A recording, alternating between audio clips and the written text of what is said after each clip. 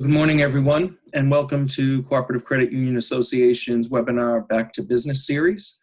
This one is on branch reopening safety. I'd like to welcome everyone. Thank you for joining us.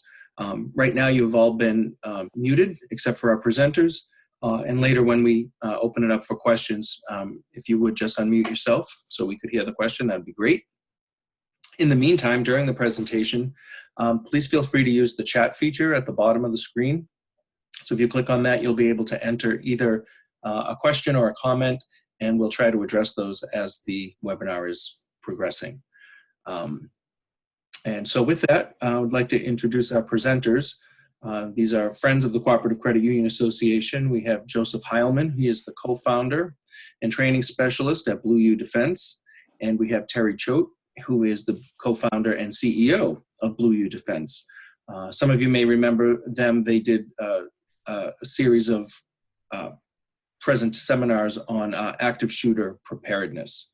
And so they are with us today to talk about the issues surrounding branch reopening, which is a little bit of a misnomer because most of you have never closed your branches. They've always been opened.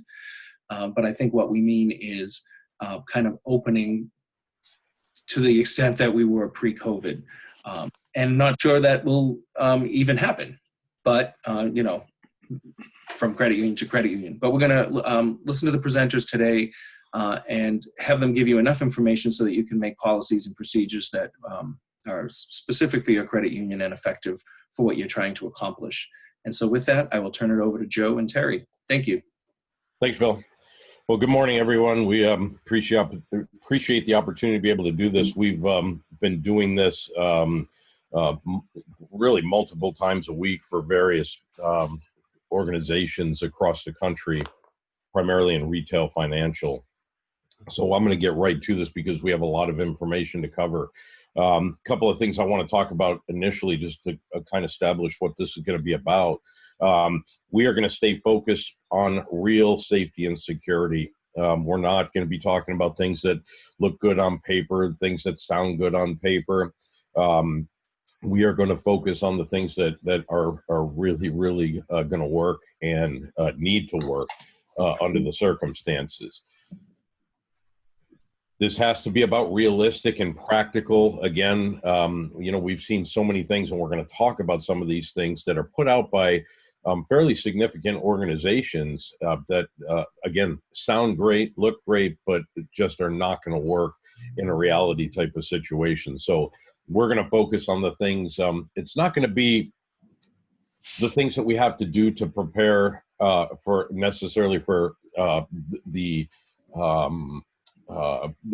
trying to reduce the spread of disease. It's going to be more on the things that those things actually can cause to create danger to our employees as a result of these things. And that's really where we have to focus, because we find that most companies are not putting their focus in the right place or completely in the right place.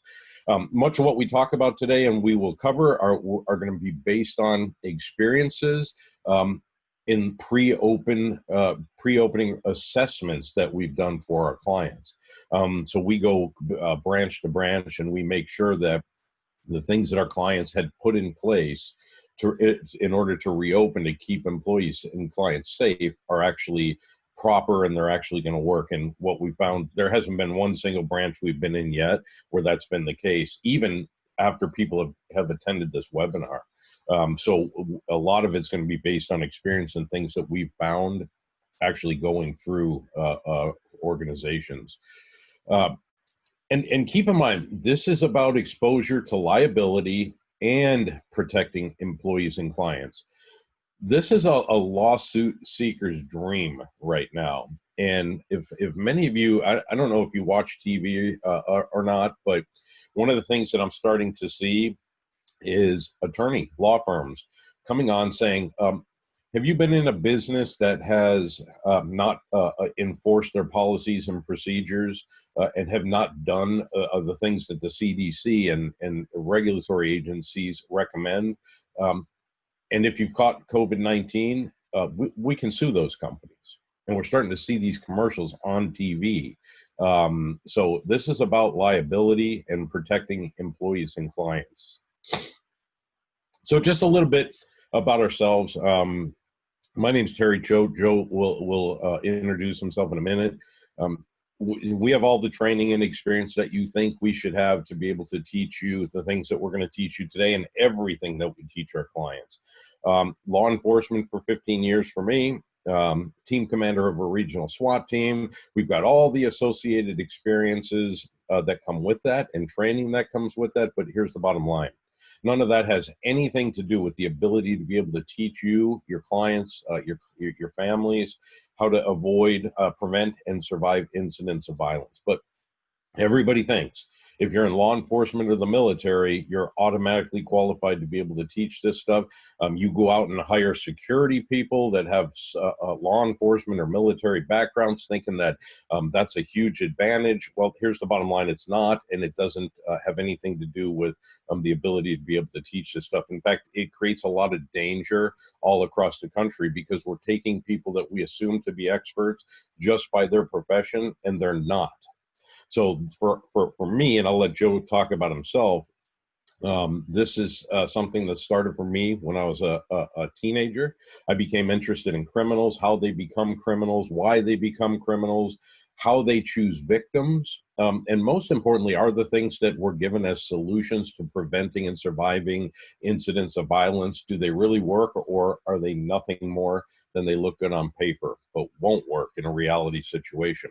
And what I found is 90+% of the time, the stuff that we're given as solutions, they look great on paper, but they're not going to work in a reality type of situation. So for us, this is our lives. It's not an assignment as part of our job at the police department. It's not a part-time gig. It's not a retirement deal. This is our lives. We live this 24/7. We think about it 24/7. We don't accept industry standard or generally accepted. Our clients and employees are too good for that these days. And industry standard and generally accepted, they just don't work the way that we think they should or need to. So we question and test everything and make sure that our solutions are really going to work under the circumstances in which we face them at the time. So I'll let Joe introduce himself. Good morning. So for those of you who don't know me, my name is Joe Heilman. I'm the Executive Vice President with Blue U Defense.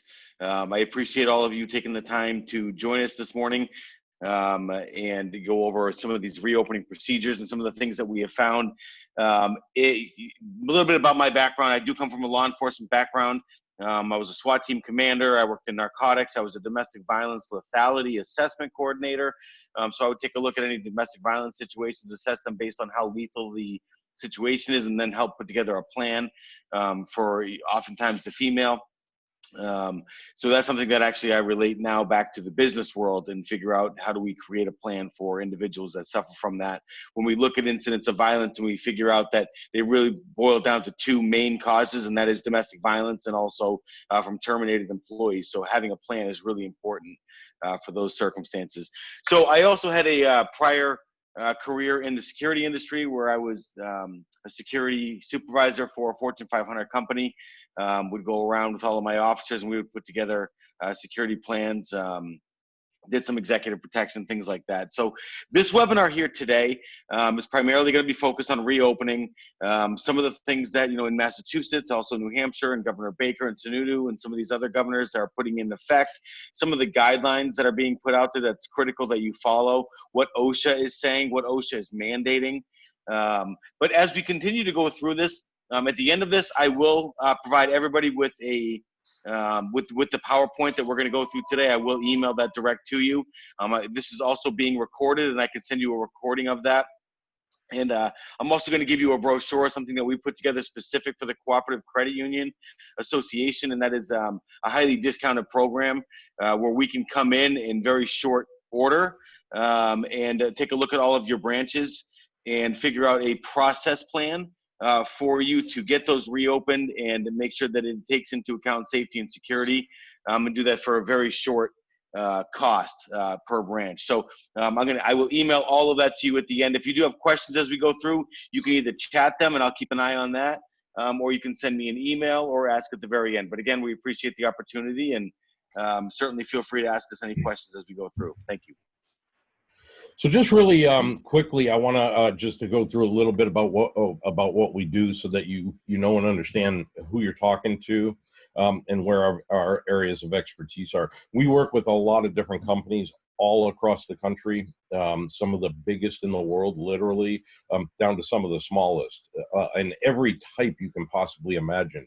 But our number one primary vertical, where we spend the majority of our time by far, is the retail financial. So working with credit unions, savings and loans, banks, and financial institutions. Insurance companies is another one. But so just a little bit about what we do. We are thought leaders in practical, effective safety and security. The stuff that we bring to our clients change everything.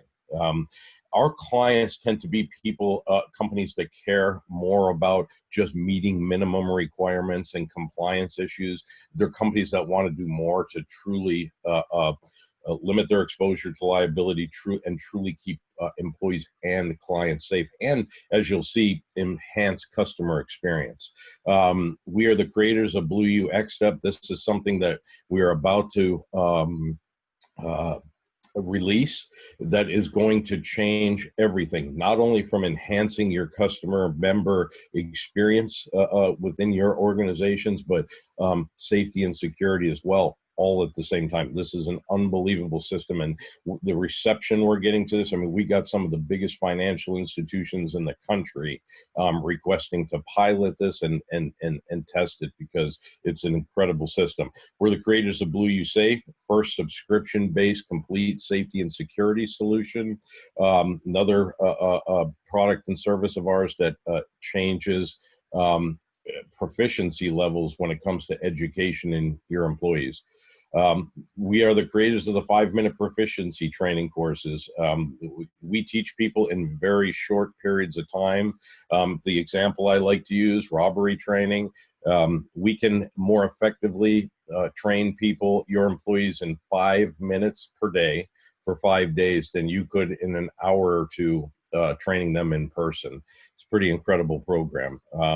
We are also the creators of Blue U Experts on Call. We're a team of knowledgeable experts that are there to assist you with any problems that you might have that you don't have the internal expertise to handle. This is all part of one subscription-based system. And again, we work with some of the biggest companies to some of the smallest. So I just wanted to establish that we do know what we're doing. Your industry is something that is, again, where we spend the majority of our time. Now, I recently started doing some research with our clients, and I asked them what the primary reason is that they are looking to reopen their branches in the near future, assuming that they were, because some of them said we're not. But here's the number one answer that I got: because our competition is opening. That is an answer. Anybody who's reopening, that is the answer we got, because our competition is opening, which really surprised me that is the number one reason. Because just because at some point one company or organization had to make the decision that we're going to reopen. And based on what their answers, they're basically saying, because that one company decided to reopen, we're all going to reopen. The problem is that doesn't mean that it's safe or the right thing to do. If we all follow one company and that company is doing the wrong thing, guess what that means? It means that we could all potentially be doing the wrong thing. So that was really surprising to me. Next thing I asked them is, how have you suffered from being closed and not having your branch lobbies open to your members? And basically, with the exception, I had one company tell me that they had some issues with backups at their drive-through, which I think ultimately was more procedural and process driven and was actually corrected. But basically, they all said we haven't suffered anything negative as a result of being closed. Nothing.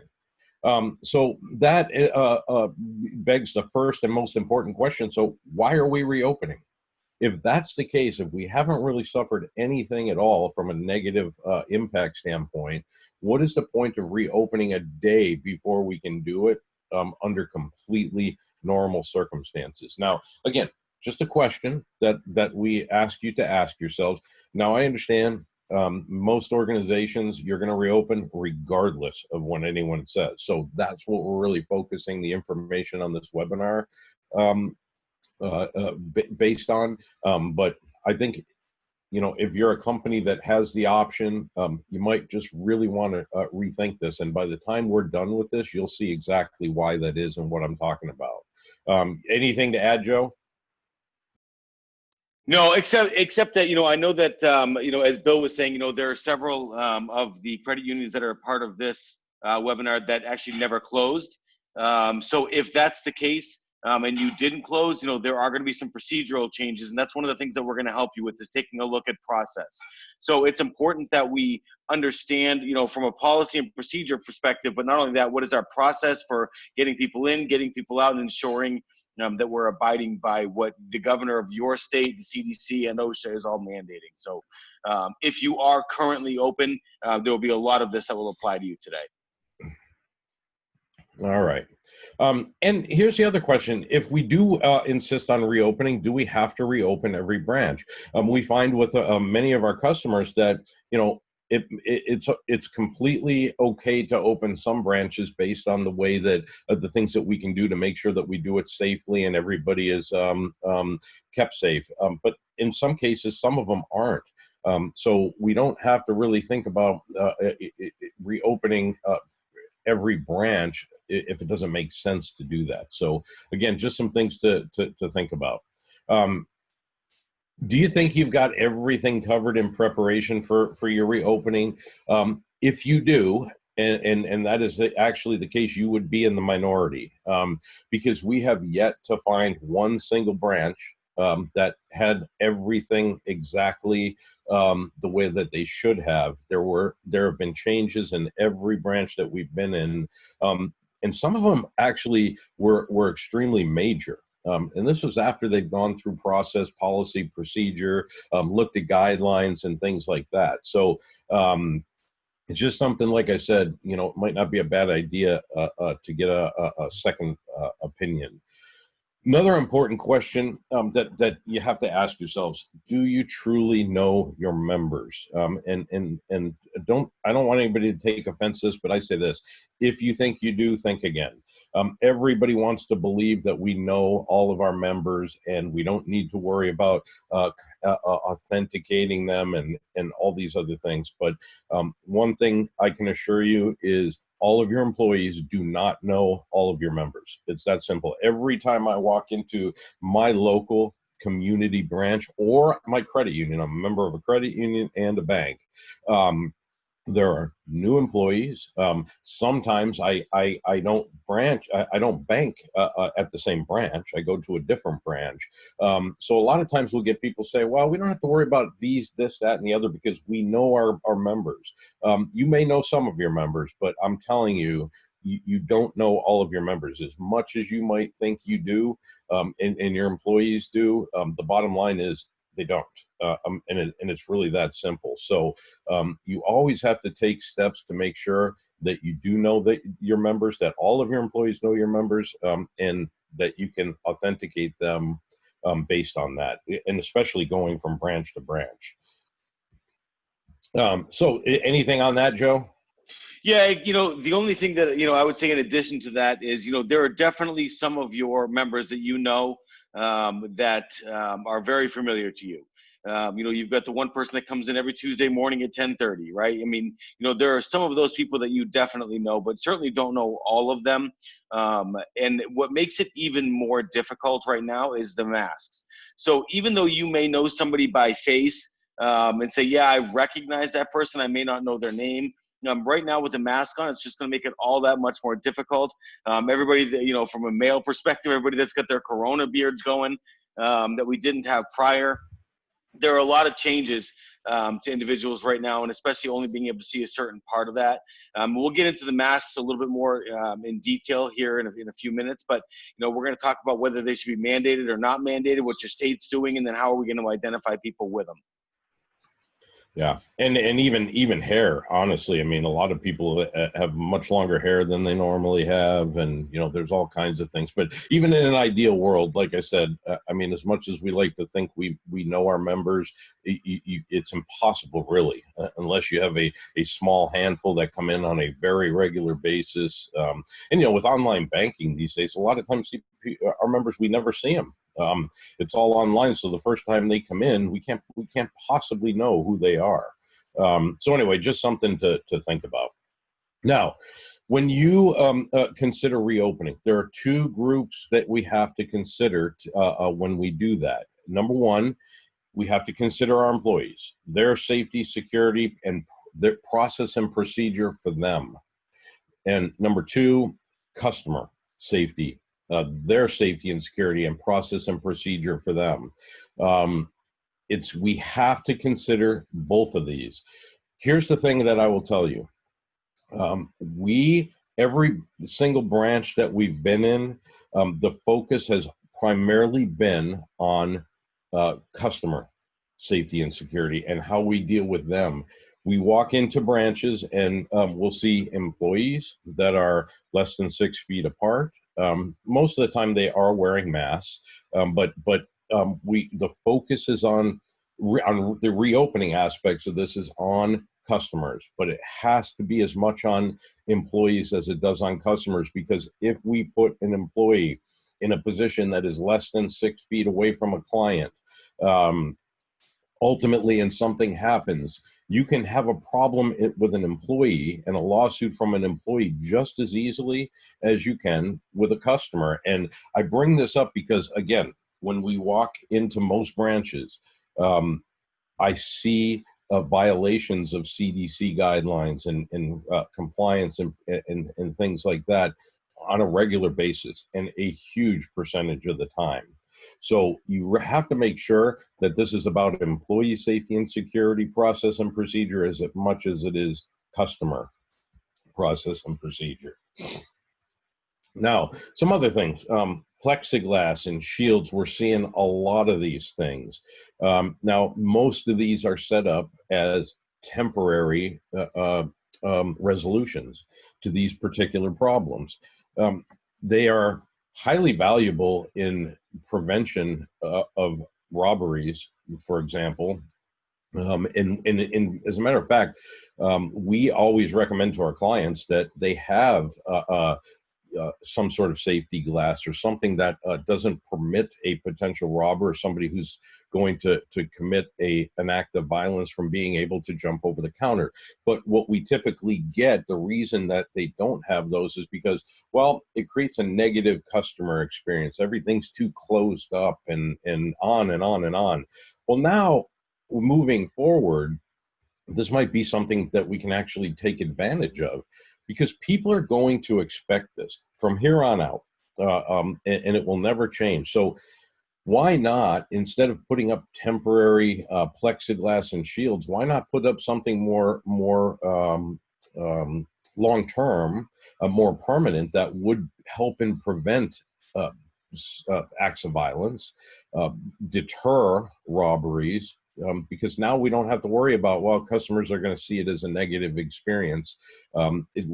Why not do something when we have the opportunity, obviously budget permitting, but it's just a different way of thinking about this. Maybe we can take advantage of something that in the past we haven't really cared to do for that particular reason. Now let's talk about social distancing. This is a different aspect of it.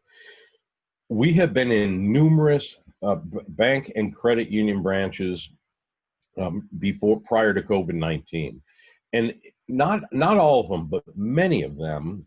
There are certain times a day where they really become overrun with members.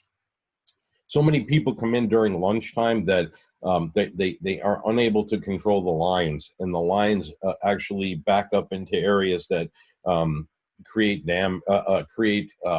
danger and privacy issues and things like that. Now, we're going to cut our capacity inside of our bank branches by as much as 70+%. of our capacity is going to be cut due to social distancing guidelines. How are you going to control those times of day now? Now we can say that maybe under the circumstances less people will come, but the question you have to ask yourself is, what if they do still come? And we have those overwhelming numbers of people that would normally be inside of our branch now, and we're not going to let them in. And things are going to be backed up. There are all kinds of problems that this is going to create. And keep in mind, I don't want to say it may create. I'm saying it is going to create, period. You got anything, Joe?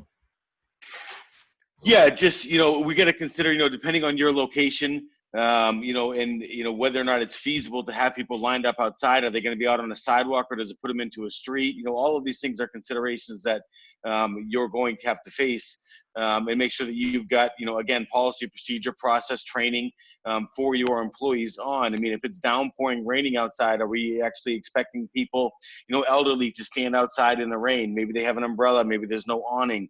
But what we can't do is say, yeah, because it's raining, we're going to violate the CDC guidelines, and we're going to allow an additional 2 or 3 people inside of the bank or the credit union branch to make sure that they're out of the rain, because now we open ourselves up to that liability. So all of these things are considerations that we need to make sure that not only do we have the policy on, but that our employees are trained in.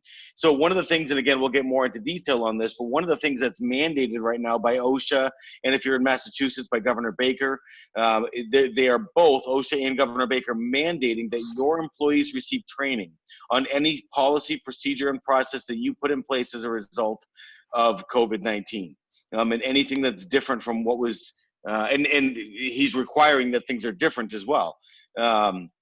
So it's just important that not only are your people trained, but you keep record of that, so that, if there is an audit, if OSHA comes in or whoever comes in, whatever governing agency or board comes in to take a look at your organization, you can show that people have been trained and that you've got record of it via some printable certificate.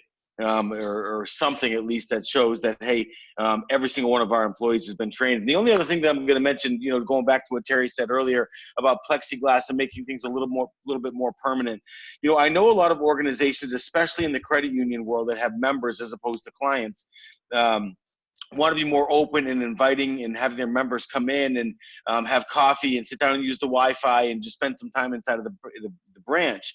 But one of the things that we're starting to see right now is because all these organizations have gotten away from putting up their glass and their shields, now we're having more riots. So if you're in an area, whether it be Providence or Boston or Worcester even, and you're starting to see some riots or some levels of unrest in your cities, now you've got to decide, are we going to stay open? Are we going to close? And if we are going to stay open, how do we ensure that people aren't just going to come in and walk right behind the counter, and now we have an overtaking of the credit union and law enforcement's not responding. We just don't have the resources to respond. There are other things when there are riots in place where law enforcement is spending their time. So, what we need to stay away from is putting together, this is our opinion, putting together short-term solutions for short-term problems.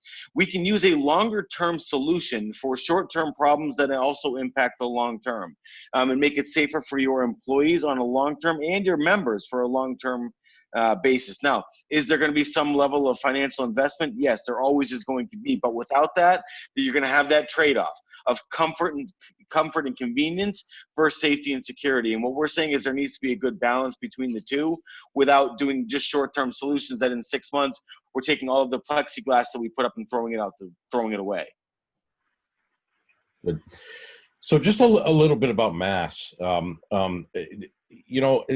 Masks are something that we made an issue of before COVID-19, that there was no need to really do that, at least to the emphasis, to the high level of degree that we did.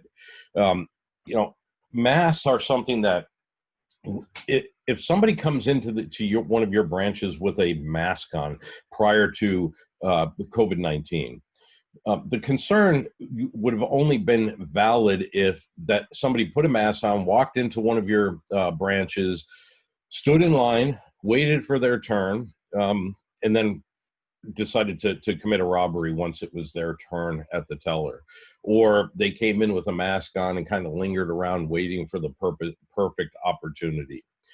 Had we seen something like that, that would give us an opportunity to react. It would give us, but that's not how it worked. Nobody did that. If somebody was going to commit a robbery with a mask on, they put it on outside and they came into the branch and they went around everybody that was in that branch and they immediately did what they had to do. So by the time we would see a mask prior to COVID-19, there was nothing that we could do about it. We had no time to react.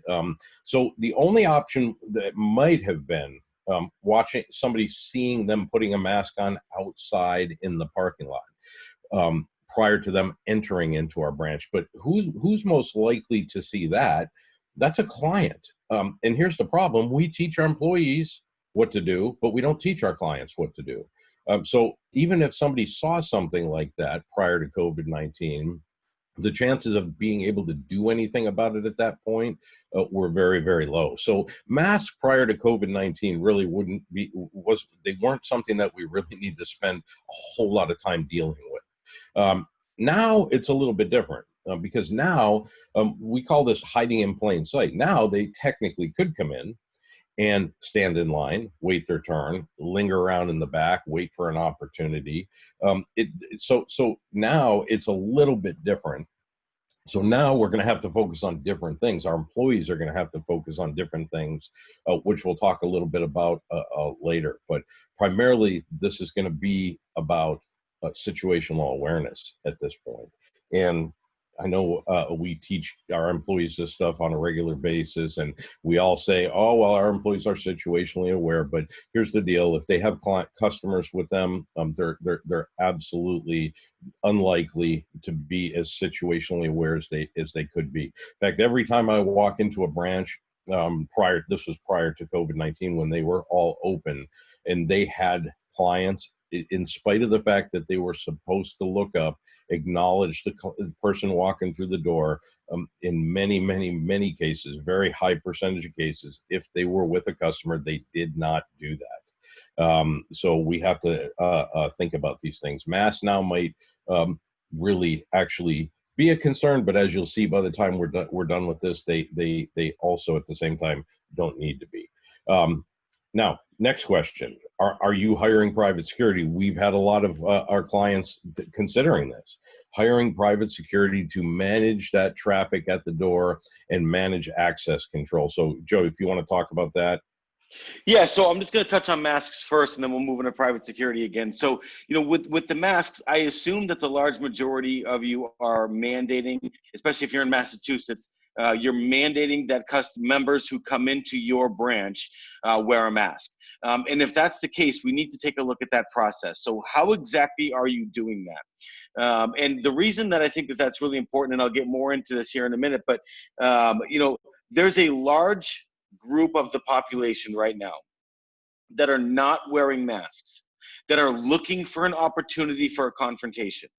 So if you end up with somebody inside of your branch wearing a mask and another individual, another member or non-member walks into your branch not wearing a mask, there could potentially become a confrontation, not only with your employees in that individual, but with other members, and that member not wearing a mask. And again, that member that's not wearing a mask, in many cases, they're looking for that confrontation. So we need to really take a look at that process. How are we allowing people into our branch? If our front door is unlocked and people are just walking inside of our branch, then how do we address it? What are we telling our people, our employees, to do with that member or non-member who's inside of your branch not wearing a mask? Are you telling them to leave? And what's the confrontation look like from there?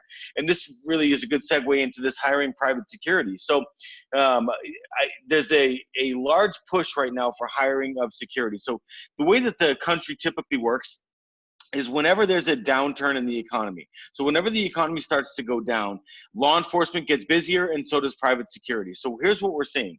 A lot of these individuals who've been laid off or released for one reason or another as a result of COVID-19 are out of work right now, and they're going to their private security organizations and they're saying, You guys are hiring, and all I really need to do is watch a 4-hour video for training, and you're going to hand me a uniform, and now you're going to go post me at some organization somewhere in the country. So you've got an individual who's wearing a uniform by that private security. We're talking contract, obviously not proprietary, but contract security, whether it be Securitas or Allied or any of those security industries or organizations, and we're posting them outside of your bank branch. What is their real responsibility? What are they there for? And one of the examples that I'll use is a large bank here in the U.S. That has hired private security at every single one of their retail financial locations. And the security officers' sole function is to make sure that there's not more than 4 people or 5 people inside of the bank branch. So he or she is not addressing masks. And the reason that I'm mentioning all of that is because there's a big difference between the policy and procedure of the bank and a policy or credit union in this case, and a policy and procedure of the security organization. And where the policies and procedures conflict is really where you run into a problem. So what is the security officer actually going to do? Are they going to intervene if there's an altercation in your lobby? Are they going to intervene if there's a robbery inside of your lobby? Are they going to tell somebody, hey, there's too many people in here, you need to get out? And then what is their level of being able to de-escalate, to recognize signs of violence, and to follow your policy and procedure? And because these two things conflict so greatly in a lot of the cases, it just creates more and more problems. So if your organization is considering hiring private security, I would sit down with a group of your executive staff and say, we need to review the policies and procedures of the security company and make sure they're in line with what we want them to do. And if you don't do that, then again, you're likely to run into some significant problems. And we've seen that with actually some credit unions in Massachusetts, where we interviewed a security officer that was posted outside of a credit union. And we said, during one of our security assessments, we said, what would you do if a robbery was taking place inside of this organization? And the security officer's response was, well, I've been in martial arts for 15 years, and I would walk up behind them and I would disarm them and go through a series of techniques to take them down. Well, the head of security, the proprietary head of security for the organization, was shocked, obviously, as you can imagine, by this one security officer's response. But you don't find out these responses unless you start to test them and you start to ask these individuals, what would you do even regardless of what the security policy and procedure is? So there's a lot more to just hiring private security and posting them outside of your front door, because you find out really quickly when you really interview them what they're actually going to do, as opposed to what they're not going to do. And this also applies to riots. So if you're, again, in a city where you're having riots, hiring even off-duty law enforcement or hiring detail officers to stand outside of your establishment, does that raise your level of becoming a target? So right now, if we look at what the riots are about, there's a large majority of the people involved in these riots that are just looking to cause mayhem, cause panic, destroy property, that has nothing to do with anything other than causing problems. So, and the people that they primarily want to cause problems with is law enforcement. They want to have that next viral video on YouTube. So if you hire police officers to stand outside of your credit union, are you in essence drawing people to your credit union to potentially raise the level of potential for becoming a problem? So all things that you really need to consider when deciding, do we hire private security? Do we hire detail officers? Or do we just close our credit unions in the downtown locations in the big cities for right now? Because quite frankly, we can't keep our people and our members safe inside of those establishments during a riot. So all things, again, that you really need to make sure that you're considering. Yeah, and also, the investment in private security is extremely high. Our particular thought on the matter is it's not a worthwhile investment in most cases. So just something, again, to think about. Here's the other thing we came up with that we came across in branches. Do you offer coffee to your members? And when you reopen, are you going to continue to offer it? One of the things we tell our clients is, if you do that, you cannot drink coffee with a mask on. So in order for them to drink it, they're going to have to either remove their mask or pull it down, which is completely contrary to what our signs might say on the door. So we're almost inviting them to violate our policies. And I know, Joe, you had something else on this because you brought it up as it was a really good point at the last company we were in. Yeah, so I mean, one of the things that I think is really important is that we'll talk about this again in a minute, but limiting the time inside of the branch. So, once we start telling people that we've got coffee available, it invites them to stay longer. We want them to stay for the less period of time right now. So one of the things that I made a recommendation for at the last branch that we were at a couple days ago was, instead of just removing that coffee pot and just getting rid of the coffee pot, getting rid of the water bubbler that's there, and all of those things, but to actually put signage on it that says, we appreciate you as a client, we appreciate you as a member in this case. However, right now we are trying to limit the amount of time that's in the branch. So we have to come. Right now, what we need to do as an organization is we need to train our members. Our members don't know what to expect when they're walking into our branches right now, unless you've stayed open throughout the whole time.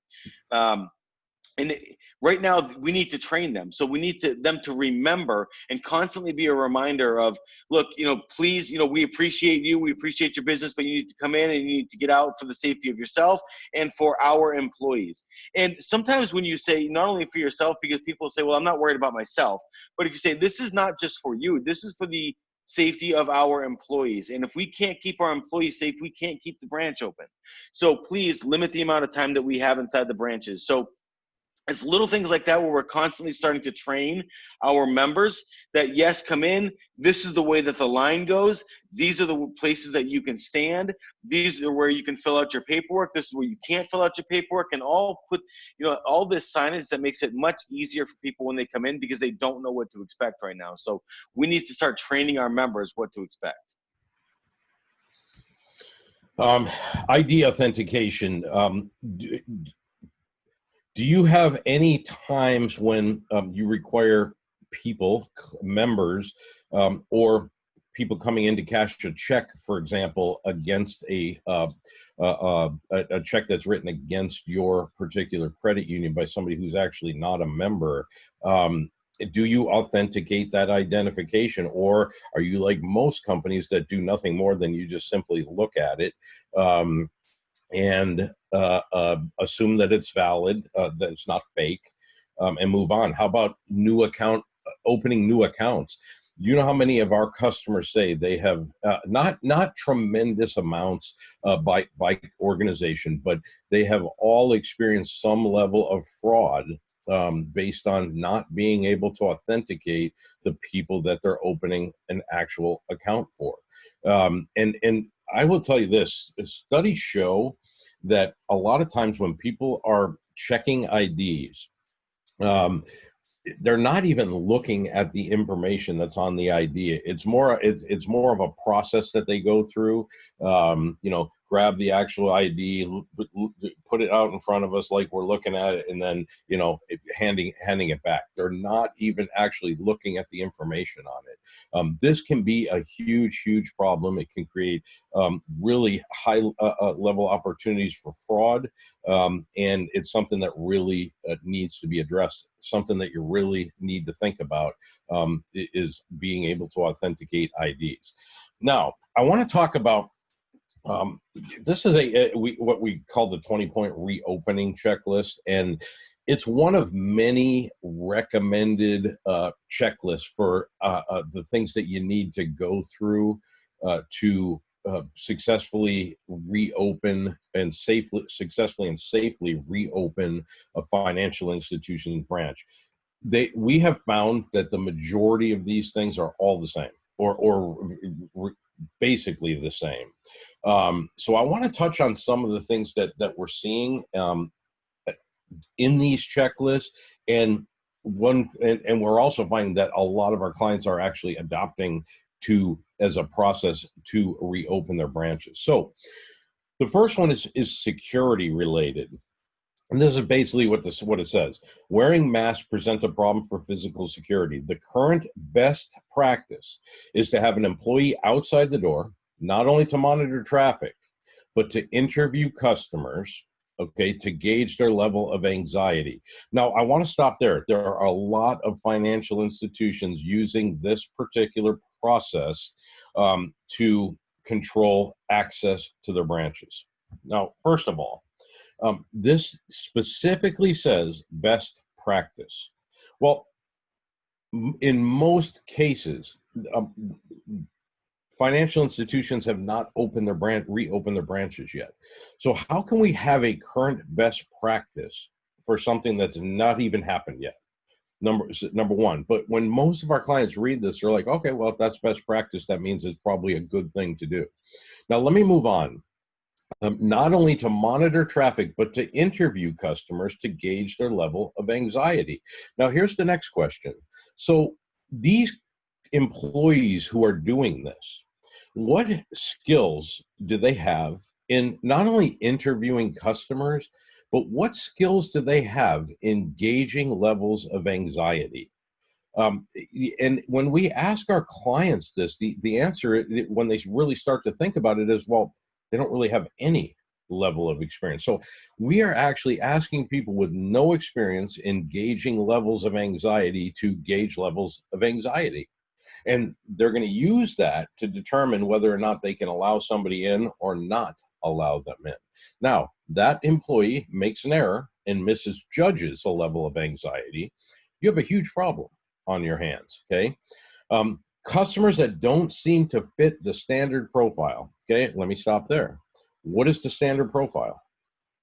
How do we come up with a standard profile of a client? My guess is, if you're like most other organizations, you don't have a standard profile. And if you do, you probably likely just recently created it. But how do you create a standard profile and to be evaluated by trained staff and security support, okay? Further, employees need to educate customers to drop their masks and wave to the camera before reinstating their masks and conducting their banking. Now, how many of you are doing that? Okay, so we're asking customers to violate CDC guidelines, OSHA regulations by lowering their masks. You're going to have customers who will refuse to do that. Joe's going to talk about a situation where that happened recently. And some of you may be saying, well, we're not going to make them drop their mask, but we're going to engage with them through a glass window. They're going to show an employee an ID and on and on and on. Well, that takes away the ability to be able to interview them and gauge their level of anxiety and all kinds of other things. This is a huge problem. But this is the type of thing that our clients are just picking up on and saying, well, that sounds like a great idea. Let's do that. It may be okay if you consider all of these things, and you're going to have to train your employees to be able to do this stuff.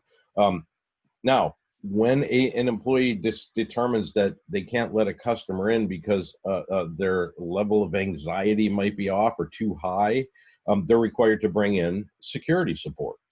Well, who is that in a branch? And then the question becomes, what training do they have in gauging levels of anxiety and potential problems? These things all look and sound great, but there is a lot more to them than most people believe or understand there to be, and it has to be dealt with. Again, CDC recommends not removing your mask while in public places, even if you're the only one in there at the time. We have to follow CDC recommendations.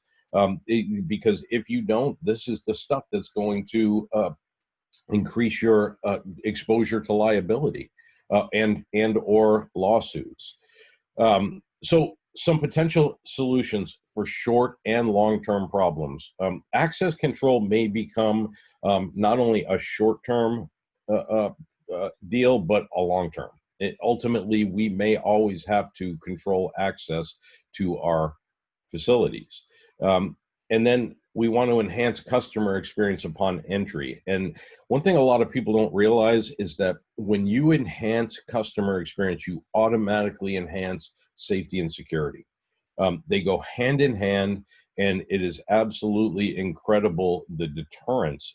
If you provide the right level of customer experience when they walk through the door, what it does for safety and security. It's a significant enhancement in safety and security. Here's the next one. Have written policies and guidelines. Since there's a high probability that reopening plan that occurs in the next 1 or 2 months will result in potential legal liability, not only having a plan, but having it in writing will help reduce risk. Consider adding CDC guidelines into your bank's return to work policy to clearly spell out who is able to return to work and when. It also should contain safety expectations of employees returning to work and any needed documentation. Again, this has to apply to employees as much as it does to customers, and they are both equally important. We see a huge emphasis placed on customers and what they should and shouldn't do, which incidentally we're not, we'll talk a little bit more about how we inform them of these things, or how we ideally should be informing them of these things, but we have to have written policies and guidelines. And it goes a lot further than what you might think. Joe talked a little bit about this earlier, but if you have a sign on your door that says masks are required, and a customer walks in without a mask, your employees are going to have to know exactly how they're supposed to deal with that, if they're supposed to deal with it, and then they're going to have the skills to be able to deal with it. When you approach somebody and that doesn't want to have a mask on, and you inform them that they have to be wearing a mask, if your employees don't have skills in de-escalation, this is going to be a problem. So whether or not you actually enforce your policy and procedures, let me give you an example. My wife and I were in Target the other day, and the signs on the door said you are required to wear a mask. Okay, we appreciate it when people wear masks because it protects us from them as much as it protects them from us, depending on what you read or who's making these determinations about what keeps us safe with masks today versus yesterday. But anyway, and I see people in there all over the place without masks. Now, the sign on the door says that you're required to wear a mask. Now, I'm looking at this Target saying you have a sign that says you're required to wear a mask, but you're not enforcing it. You're allowing people to come in here. That makes me really upset and angry. So now I'm going to go have a potential confrontation with the store manager saying, hey, we come in here, people are supposed to have masks. You're allowing them to come in, puts me at risk, puts my wife at risk, and all these other things. These things are going to create issues with your employees. I'm telling you. And if not your employees, between customer and customer, then what do? If you get two customers who start to get into an argument about the wearing of masks, following procedures and things like that, and your employees don't know how to deal with that or what you expect of them as an organization, it's going to be a problem. And the key is going to be that they know how to deal with it, and they do it the way you want them to do it, and based on good, well-thought policy and procedure. In addition, again, you need employee policy and procedure on how to deal with conflict, because, again, they will have to deal with conflict. I'm telling you, it's going to happen. And if you don't teach them and train them, it could create a big problem, not only for them, but for your organization from a liability perspective. Joe, for those of you who have called in and can't see the slides here, one of the things that's really critical that you have in your policy and procedure is an anti-discrimination policy. So what we're seeing, right now, especially with the status of the union, if you will, status of the country, it is more important now than ever that there be some sort of anti-discrimination policy written into your policy and procedure for allowing people to come in with or without masks, making determinations if you're an organization, if your credit union says we're going to take a look at members before they come in and we're going to evaluate them for anxiety and all these other things, that the anti-discrimination be part of that. And it needs to be specific to you have the authority to deny somebody access to the organization, but it's got to be based on A, B, C, and D, and not based on these things over here. So it's just critical for a liability perspective that you have an anti-discrimination part of your policy. Again, as Joe said earlier, there are people who are out there looking for confrontation. They're not wearing masks specifically for that reason. Are your employees prepared for this?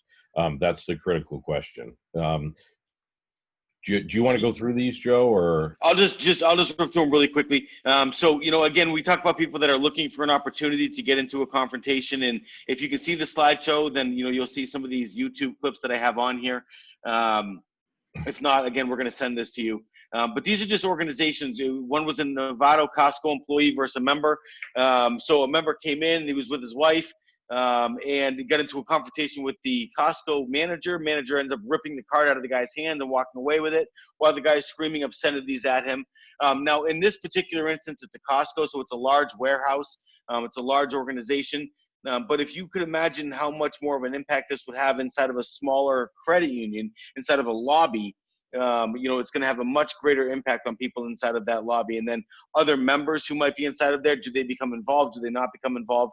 So it's just critical that we have these, again, policies, procedures, and training for our employees. So KeyBank in Michigan, what happened here was a woman walked in with a mask. This was early on with COVID-19. I think it was in February. A woman walked into the bank branch wearing a mask. The employee told her, "You need to remove your mask."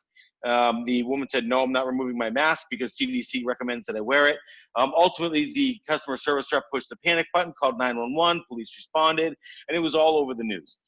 We don't want to be all over the news. That's really one of the things that we want to try to avoid. In addition to liability and customer experience, we don't want to be that person on the news. Here's one in an Alabama Walmart. Security was called for a person not wearing a mask.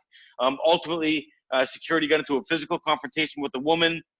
And the title of the post here on the Washington Post was "Woman Body Slammed at Alabama Walmart for Refusing to Wear a Mask." So again, we're talking about headlines here. Regardless of what actually happened or the truth, sometimes it gets lost in some of these articles. But the fact of the matter is that that's the headline that went out there.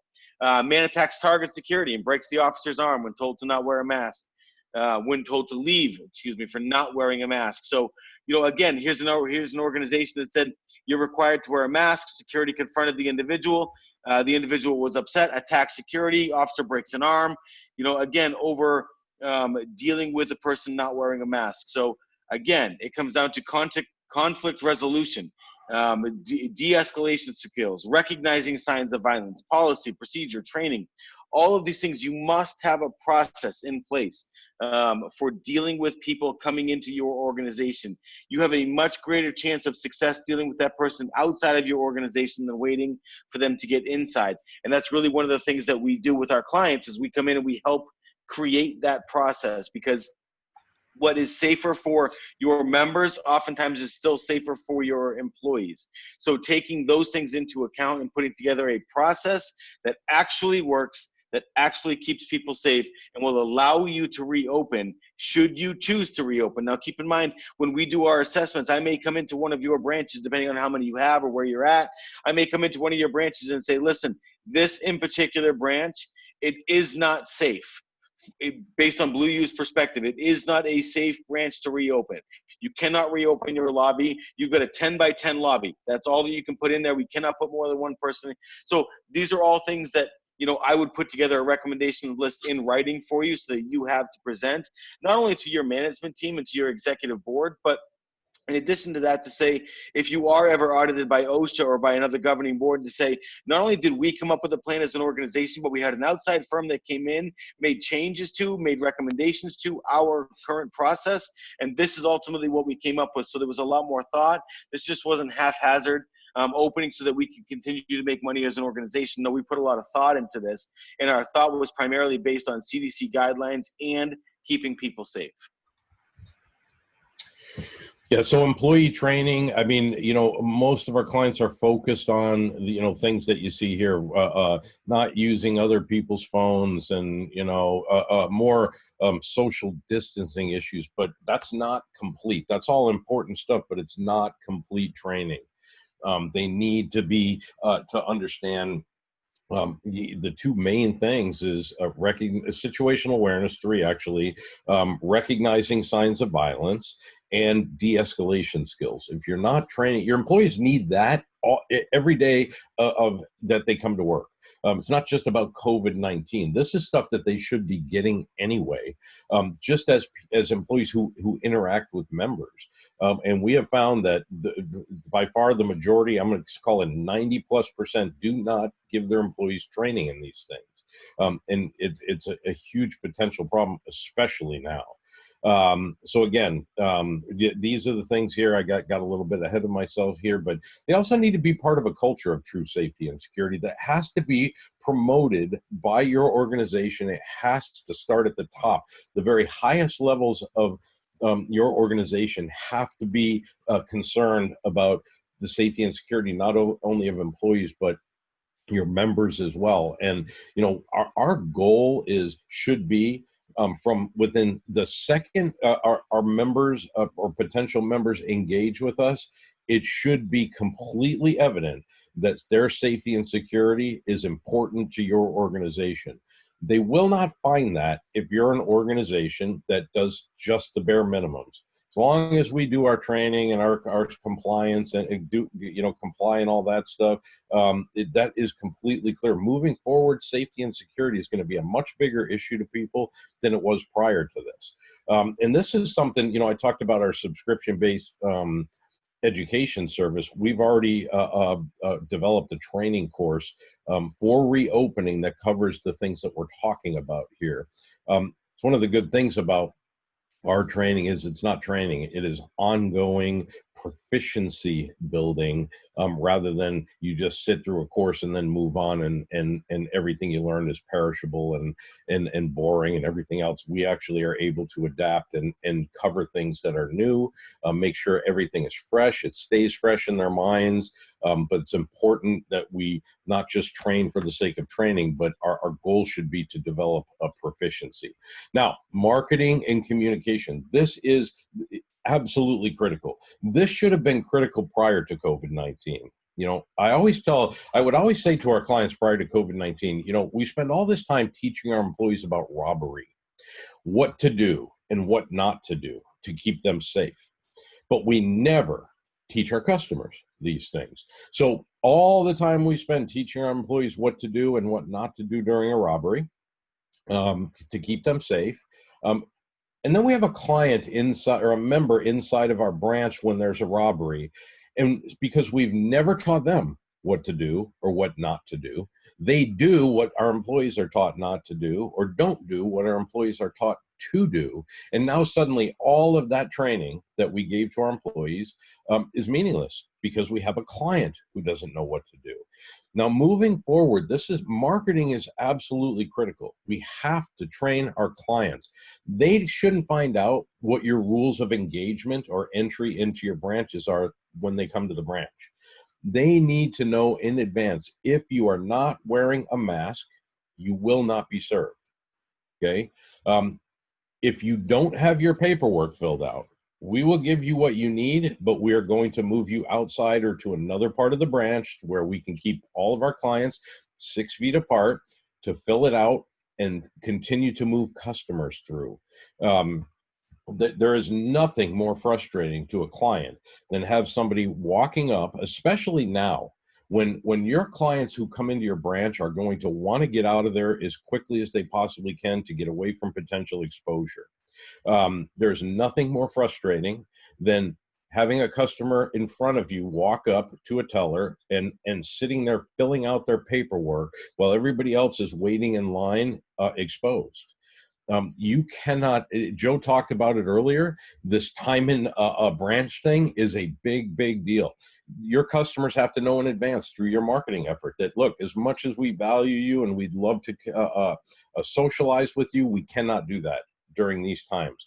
We have to move people in and out of here as quickly as possible. And they need to understand that you cannot come into the branch and spend time filling out paperwork. It has to be done in advance. And if you don't have the right paperwork, you're going to have to move outside or to another part of the branch to fill it out so we can continue to move clients through.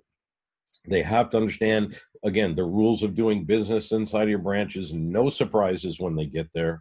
And you have to follow them and make sure that you adhere to them and your employees adhere to them. And they also have to understand that employees and clients, that their safety and security is their responsibility, completely their responsibility. You cannot, there's nothing you can do to completely ensure that they are going to stay safe, that they're going to not be exposed to viruses and sicknesses and illnesses. They have to do their part, but they also have to know and understand, and you have to create an environment that allows them to do their part. And I'll talk about that a little bit more right now. Physical changes and logistical support inside. You have to make sure that your customers and employees are always 6 feet apart. And we see this in branch after branch after branch. CDC guidelines and regulation and OSHA says 6 feet, not approximately 6 feet or it's close enough. It says 6 feet. Okay. So a lot of times we'll see that. We'll see the way branches are set up, and our clients will say, well, I'll say, that doesn't look like 6 feet to me. Well, it's close enough. No, that's not it. And you can do what you want ultimately. And this is what we tell them. If close enough is good enough for you. But from our standpoint as professionals, it says 6 feet for a reason. It doesn't say approximately 6 feet. It doesn't say 5.5 to 6 feet. It says 6 feet. And that means at all times. That means when your clients are waiting in line, clients from employees, employees from other employees, clients from other clients. It means that when you have a client standing in line and somebody's leaving the bank or walking away from the teller, that they don't come within 6 feet of other people. And if you violate that, you are opening yourself up to potential lawsuits. And again, I say this because we've seen it time after time after time where we will say that's not 6 feet, and that's the answer we get. Well, it's close enough, or it's approximately 6 feet. That is not good enough. 6 feet means 6 feet, period. And if you can't keep it that way, and you can't open your branch as a result, then so be it. But again, on the other hand, if you're okay with approximately, that's up to you. We just bring it to your attention because that's our job. And that's what we do. We're being paid for by our clients. Well, and this is why training is so important too, because, one of the things that, I think is really important for your people to be trained on is making sure that they understand the difference between two individuals who intentionally go out of their way to break the social distancing guideline. For instance, you've got two members who walk into the branch at the same time that haven't seen each other for 4 months, and they walk up to each other and give each other a hug. If they have chosen to do that in violation of what you've recommended, in violation of CDC, your employees don't necessarily need to become involved in that. And becoming involved in that and saying, you two can't hug, you two can't go near each other. Now, we offend individuals from a member standpoint. So it's important that your members, when they walk into your branch, they see exactly what you want them to do and where you want them to go, and that it is marked on the floor in very visible lettering, numbering, whatever that it happens to be, so that people know exactly where to stand, which way that they're allowed to walk, which way they're not supposed to walk, and that you, like Terry said, you take those measurements. So if I'm standing here in line on space number 2, and the paper service tray, the paper service counter, where I can fill out my deposit slips or whatever that it happened to be, is 4 feet from me, then I cannot have somebody standing at that service area while standing in line at the same time, because I'm less than 6 feet apart. And again, this is really important because, especially in the state of Massachusetts, we're already starting to see lawsuits being filed for individuals who believe they contracted COVID from an organization that was not enforcing or did not have adequate enforcement of the CDC guidelines in place. So it does open up your organization to liability, and ensuring that people know exactly the process and where to go while inside of your branch is really critical to your success. And again, like Terry said, if you can't do it, then it would be our recommendation from a safety and security consultant perspective to say you cannot open that branch and keep your people safe and be free of liability. Yeah, in fact, as much as a lot of you may not like to hear this, I mean, we're telling people, during this time, don't give them the option to be able to come into the branch and fill out paperwork. Just get rid of those things completely, and put a rack outside the door or somewhere prior to them entering the bank that allows them to grab the paperwork they need and fill it out before they come in. And again, it's really, really important because this is going to be a big problem. So from a customer service skills perspective, they need to increase significantly. So now more than ever, acknowledging customers before they get to the counter will be critical. We have to engage them. We have to have situational awareness, and they need to focus on what is normal, so that they can find and react to the abnormal as quickly as possible. Because if something's going to go wrong, the only thing we really have is time and the ability to be able to make good decisions and react. If you don't give your employees that training and something happens, it's going to result in a potential problem. So here's the bottom line. There are very, very few retail financial branches that will be successful in complying with regulation and established guidelines without significant change. That's why even people who have sat through this webinar, they've gone back, they've taken the information that we've given them, created a plan, and we walk in after they've done this, and we still find issue after issue after issue that has to be corrected. So just something to be aware of. So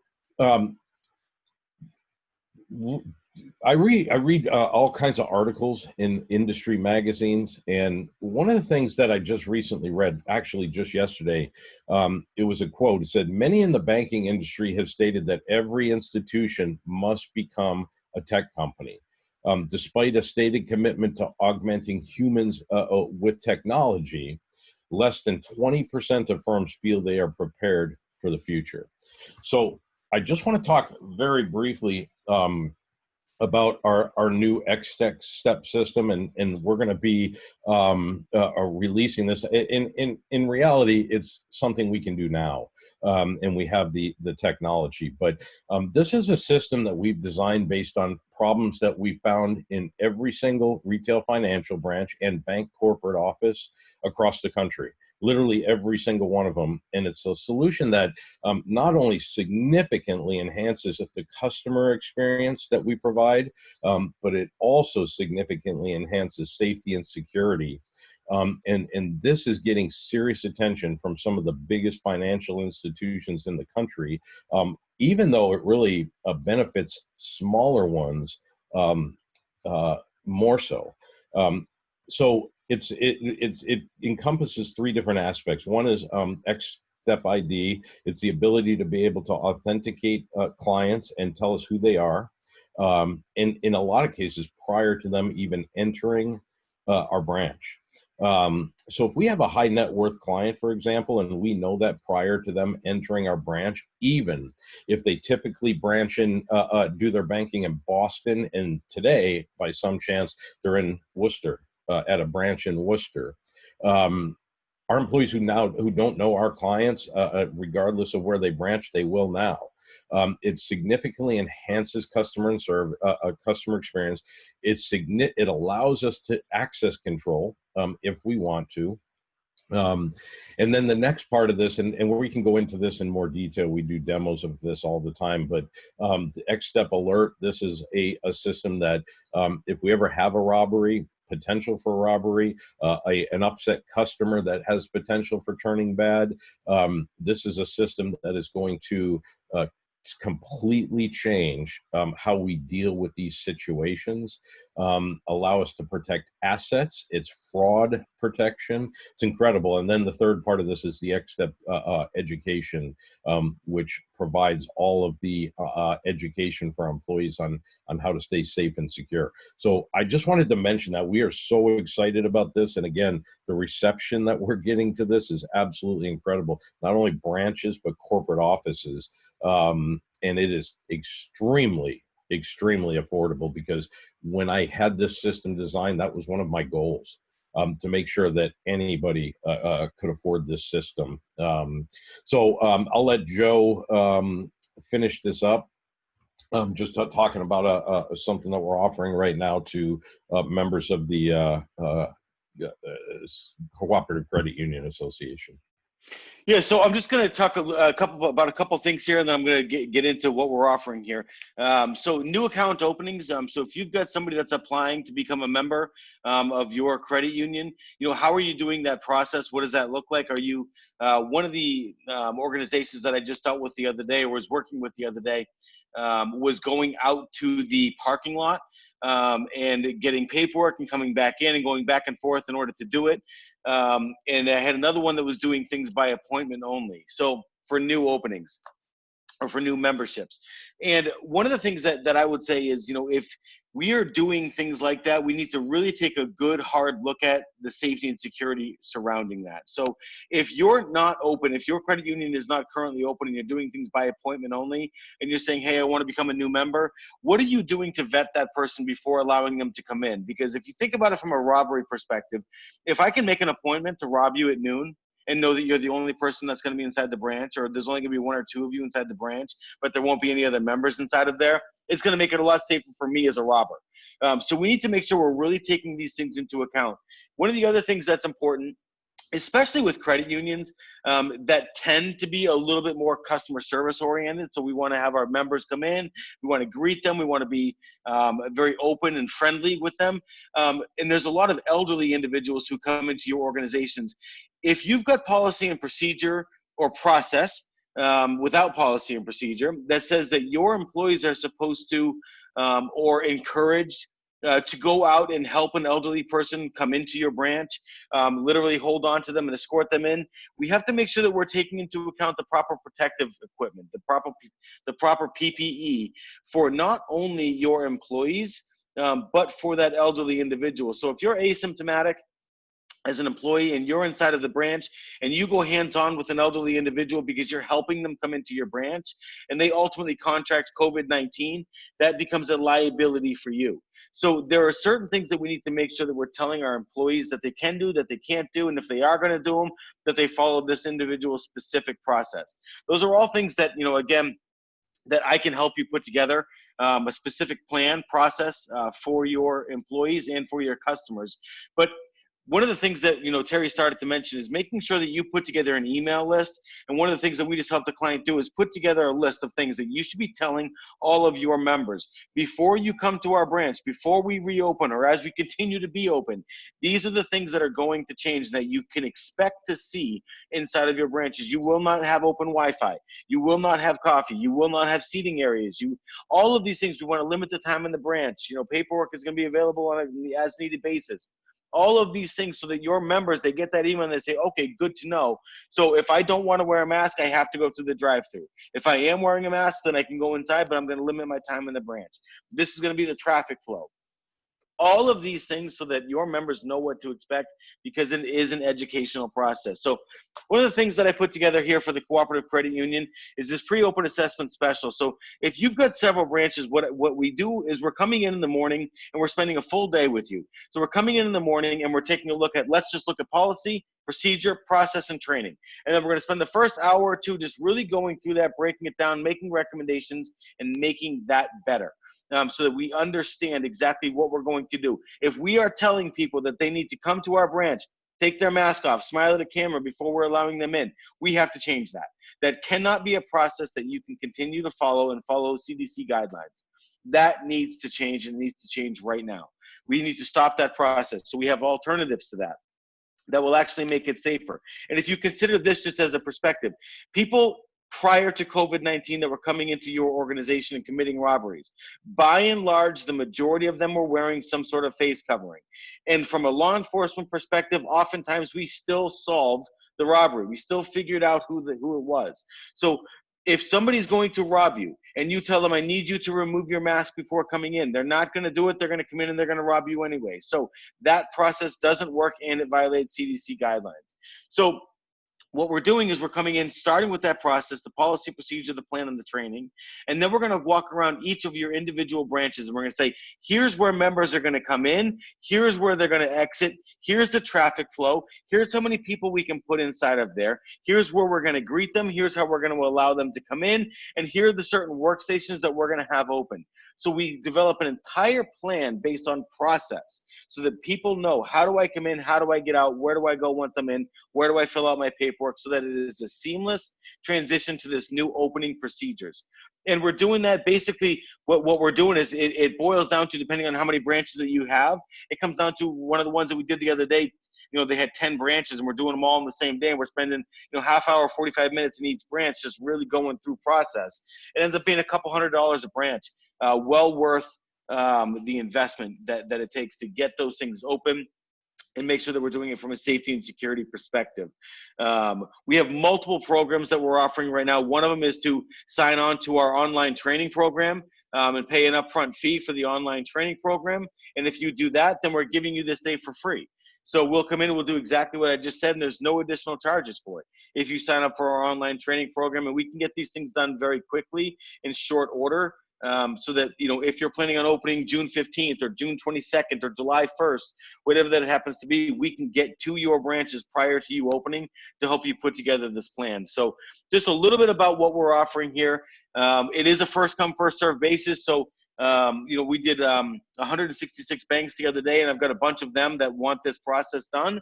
So it is going to be a first come, first serve basis. If that's something you're interested in, you can reach out to me. On the next slide here is my email address. So you can just get to my email and email me at jheilman@blue-u.com. And I'm happy to put together that proposal for you. I've got about 10 minutes that I wanted to leave at the end here for some questions. So if you've got some questions about, our process, what we're putting together, now would be an opportunity. You can either unmute yourself and you can ask that question, or you can type into the chat feature. If you're uncomfortable doing either one of those, certainly feel free to send me an email. I'm happy to spend the time, answering some of your questions and helping you put together that process. Obviously, we're a small business as well. So any of the contracts that we have, we really appreciate, and we appreciate Bill Nagel allowing us to do this today and putting this out there for all of you. And I hope that you got something out of it. So Bill, I'll turn this over to you. And like I said, we've got about, 8 minutes left for anybody that does want to ask any questions. We can hang on. So you all have the ability to unmute yourself if you do have a question that you'd like to ask. I'd just like to ask you both, I've been in grocery stores and other stores. What about people who come in together? So there's a parent and a child, there's a older parent and somebody taking care of them, it's spouses where they're not social distancing. Is that something that needs to be addressed, or is that something that you can kind of let go because they're already together? That's a great question. That was one of the questions that I had. That was one of the questions that I had the other day, Bill, at one of the branches that we were at, is, talking about, we want to limit the number of people, and we also want to limit the amount of time that they're inside of the branch. So what we can't do, though, is we can't take a look at it and say, if we have a mother who's got babies that are with her, can't say leave the babies in the car. If it's an elderly or an infirm person, we can't say don't bring that person in with you. Figure it out on your own. So we just have to be very careful about what we're telling people and making sure that they can comply with it. So if we have but we also have to make sure that we're staying within the CDC guidelines. So if we can only allow 4 people inside of our branch at a time, and you've got an individual that comes in and it's one transaction, but they have 4 people that are with them, those are our 4 people that we're allowing inside of the bank branch at that time. We cannot allow any more people that are in there. Now, from an organizational perspective, you can have that conversation with them and say, look, we're trying to limit the number of people that are in here. Is there any way some of you, but again, you've got to do that with some sort of poise, and make sure that we're doing that with some concern for them, because they may be concerned about going out in public. Right now, anxiety is way up. So how we approach things with people and what we tell them may mean the difference between that person going off the deep end or them saying, oh, I get it, I didn't realize, I apologize. So it's important that it is addressed if it's going to violate what we put together in plans for process on how many people we're allowing in. Otherwise, go ahead. Well, it does change the dynamic because unless they're hugging and walking as they're hugging, it changes distances. I mean, even if it's a matter of a foot or inches or a couple feet. The other thing, here's the other thing too. I didn't mention that I wanted to. If you've got somebody at the door, because what Joe just said is, if it's 4 people inside of the branch, we have to monitor that and direct the traffic, if you will. One of the things we found is that that person who is responsible for that was well within 6 feet. Your employee was well within 6 feet of the client. And that can't happen. So that is another determination. If you've got a traffic monitor, if you will, and that's your employee, they've got to be 6 feet away from clients at all times. Otherwise, what you're going to get is, well, they sacrifice me to be able to monitor traffic, and I'm exposed to every person that comes through that door, and I'm not far enough away. And that's been a problem in every branch so far that's expecting that was going to be their process.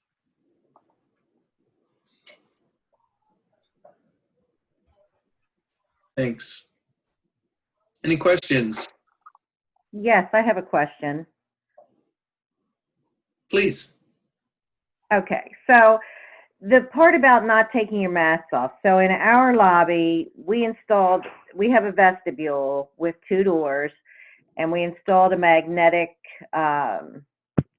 lock on the inner door.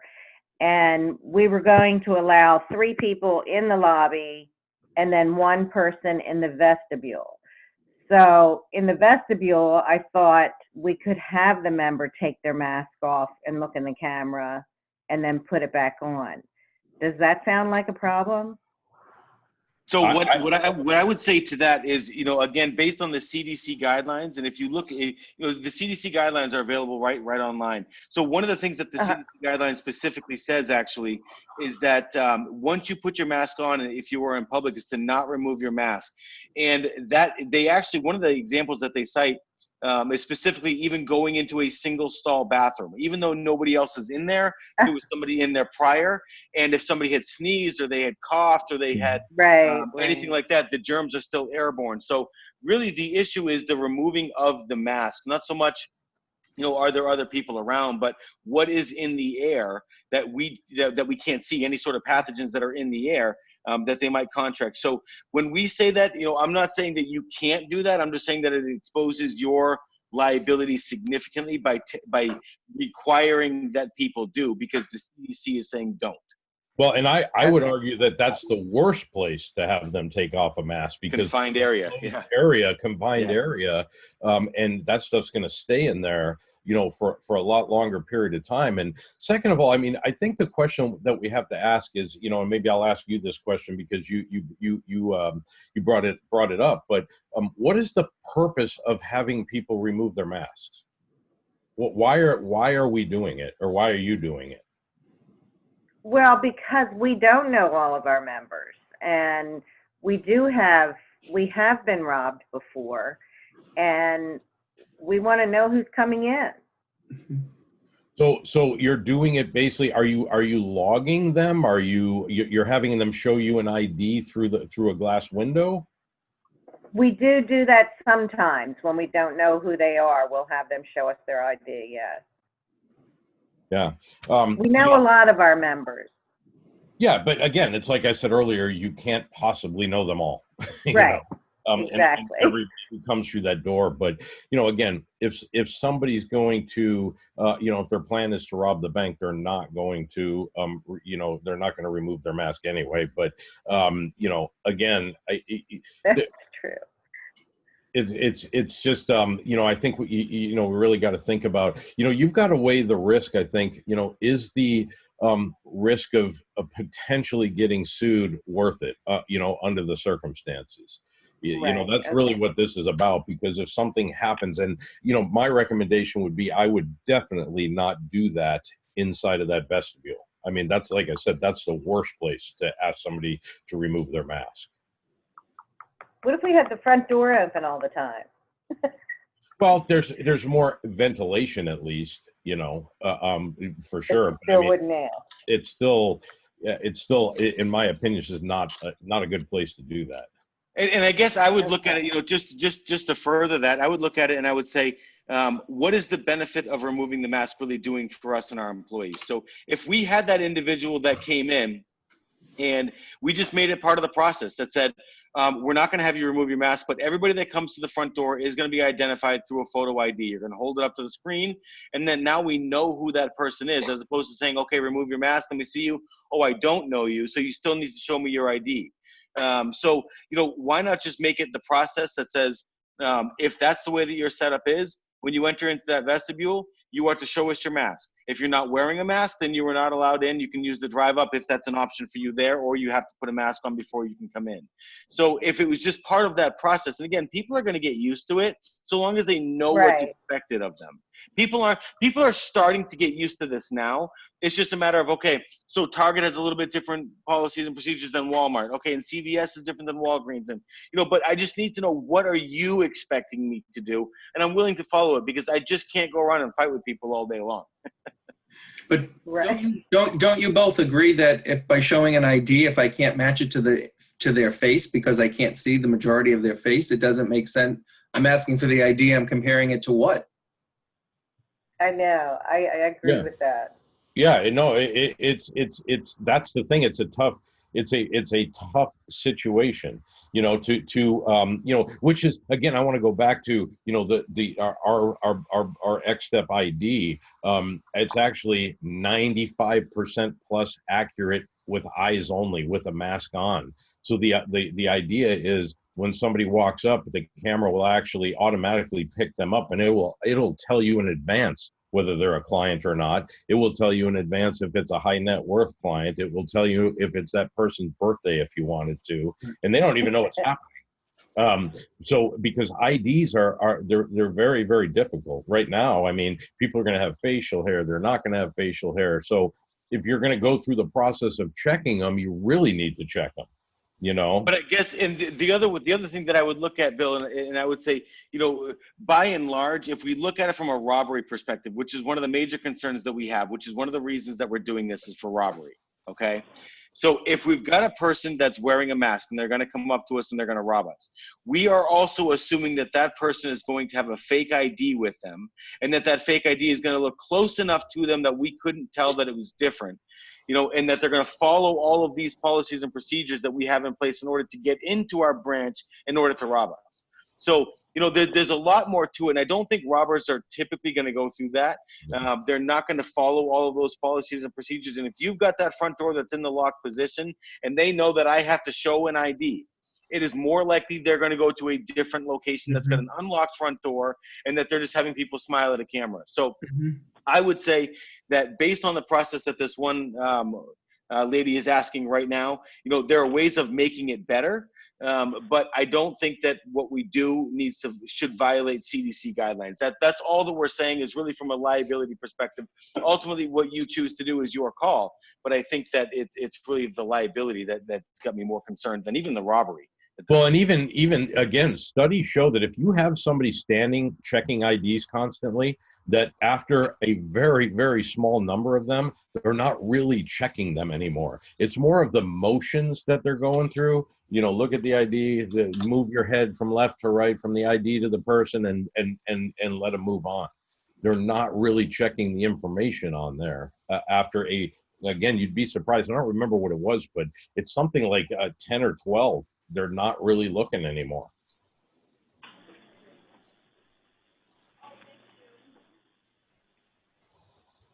So if anybody else has any other questions, and I appreciate that question, I'm more than happy to talk to you further about it. You've got my email here, and I can spend some time with you on the phone as well.